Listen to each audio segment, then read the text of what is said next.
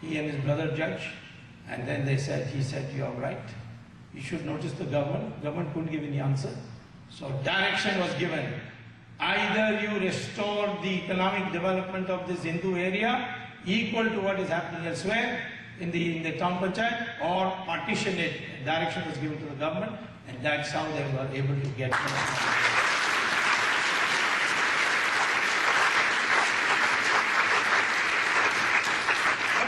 Only one town panchayat. There are 39 more I have to visit. They are all asking me to come. Toldi in Ramanathapuram. So many places. But I don't blame the Muslims. They are very clear. They wanted to set up an Islamic bank in India. Islamic bank is a hoax. Because they say we won't charge interest. But then if you want to buy a house, they say we will buy it for you. They buy it and then put a surcharge and give it to you. So their interest is collected by the back door. But the idea was to set up Islamic bank in Kerala, to say any Muslim youth comes, they will give the loan without interest. But if a Hindu goes, they will say this technicality, that technicality, but privately say, convert and we'll give it to you. That was the game plan. So I went to court in Kerala. People threatened me, oh, this will happen to you, that happened to you. Some professor got both his hands cut off once. I said, well, I'll face it. Went to court, argued, won the case. It was dismissed. And that is the idea of this.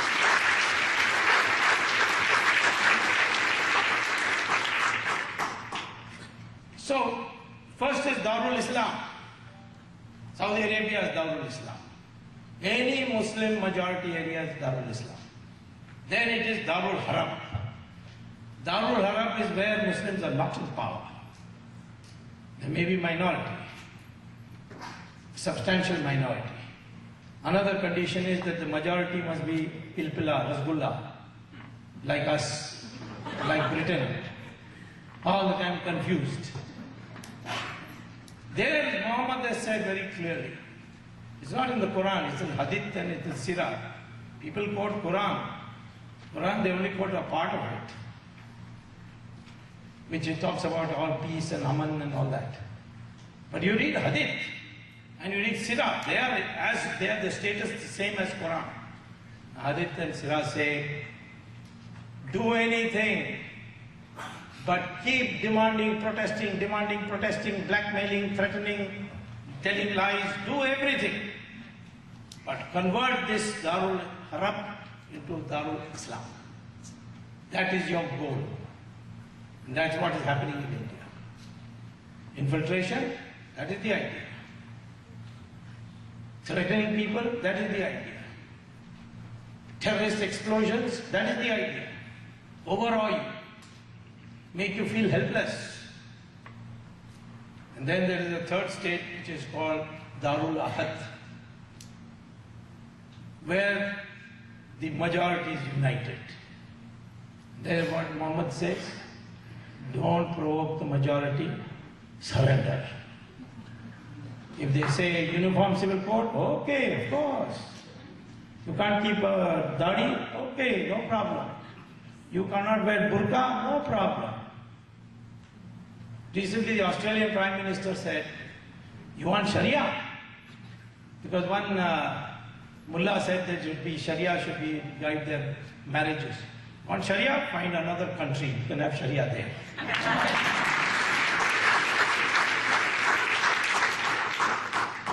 So, what happened? All the Muslim organizations said, this mullah is a madman, don't listen to him. We are for uniform civil code. We will obey right. We will not have more than one wife. So, that is called al-taqiyah.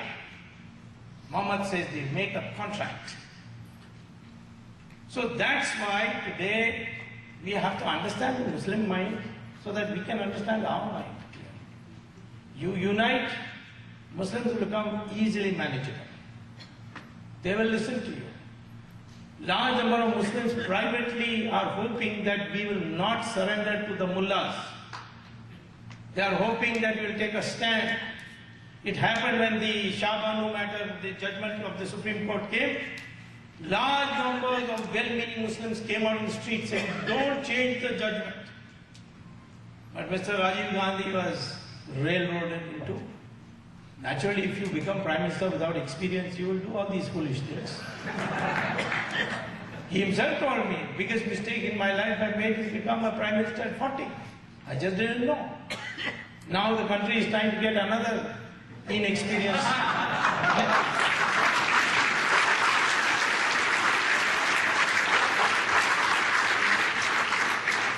At least Rajiv Gandhi was intelligent, this one was a Buddhu. So therefore, he brought a legislation and changed the Supreme, overruled the, nullified the Supreme Court judgment. These educated Muslims who came out in the streets, they began to be targeted. They now knew that they cannot depend on secular Hindus to stand up. I can tell you, the day the Hindus unite in the name of Hindutva, that day the Muslims will become the most reasonable, friendly, brotherly community of India. Not before that.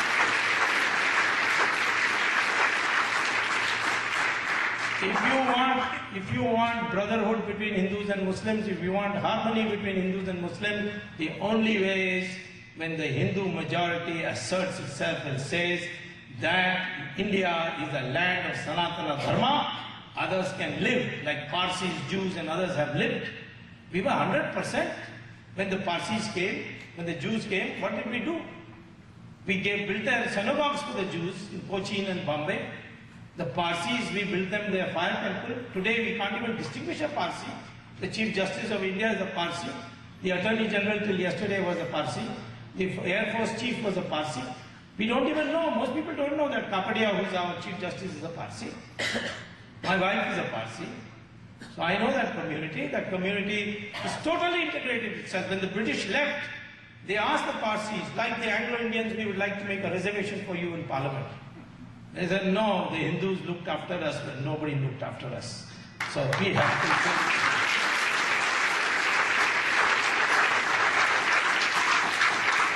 The Jews, the first resolution passed in Israeli Parliament when it was created was, thank you India, you are the only country where the Jews were not persecuted.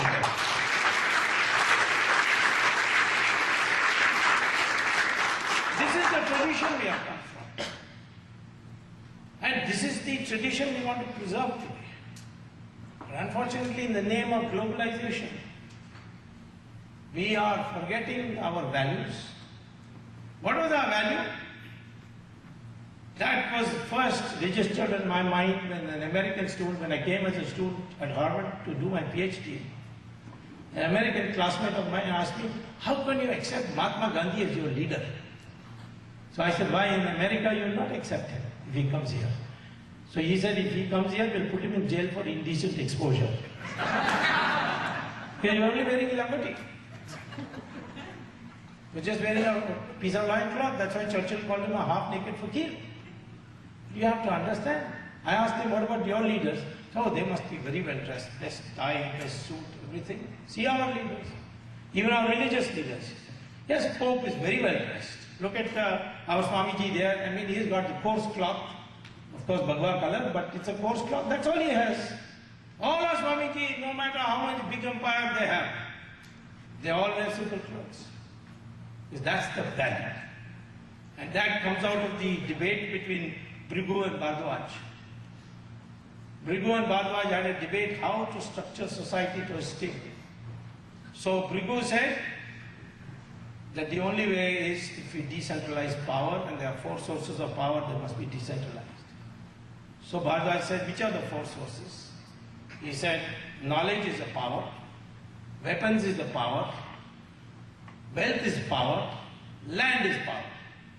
And we must ensure that nobody has more than one of this. So those who have knowledge shall not have weapons, shall not have wealth, shall not have land. That is the Brahmin. Then the Kshatriya. He may have the kingdom, but he cannot make decisions on when to go to war. For that he has to consult the people with knowledge, the Brahmins. He cannot decide on punishment. Vaishyas made wealth, but they didn't get their social status because of that wealth. If they sacrifice that wealth in philanthropy, they got status. Those who had land, they had to produce for the people first. Then they could think of making money. That was the system. It was not connected with birth. Because Lord Krishna says in Gita that the Varna Vyavastha is what to do with guna, not with birth. We are all born Shudras. After that we pick our discipline, then we become Dvijas. Otherwise, when we are born, we are not Shudras. That's what Rishi Atri says. So if you look at the examples also, you find that Veda Vyasa, who wrote the Mahabharata, he was born of a fisherwoman, not of a Brahmin. Similarly, Valmiki was born out of Dalits. His parents were Dalits. He wrote the Ramayana, became Maharishi. The greatest poet we produced, Kalidasa, he was a hunter. The Rishi of Rishis was Vishwamitra and his parents were Kshatriyas. Ravan was a Brahmin. And this idiot Karnanidhi did not know, and he was celebrating Ravan Leela thinking that he was doing an anti-Brahmin act.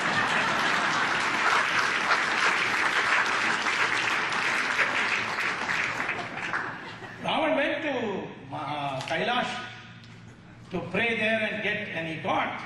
Lord Shiva said, whenever you call me, I shall come. And there he did penance on the edge of a lake which is now called Ravan Haranga. Haranga in Tibetan means Sarovar, that is lake. Ravan. I asked the Tibetan, he said Haranga means lake, but Ravan, some Indian had come. Somebody came from India. So I said, let me go and have a bath in that before going to Mansarovar. She said, no, don't go there. Because that will give you all kinds of itches. And if you drink that water, you will die. So in mischief, I filled a bottle of water, took it back and gave it to Karnanidhi. Please drink it and show me.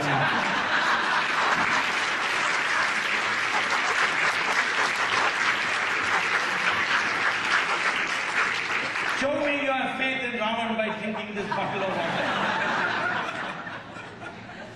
So therefore, Ravan was a Brahmin, he had to be killed because he broke the law. And who killed him? A Kshatriya. Brahmins don't say, oh, he killed one of our Jatwalas. But Rama respected the institutions. So when he came to Rameshwaram, he did Prayashchit Puja because he killed a Brahmin. But after killing him. So I am saying that if you look at this, we venerated people who had knowledge.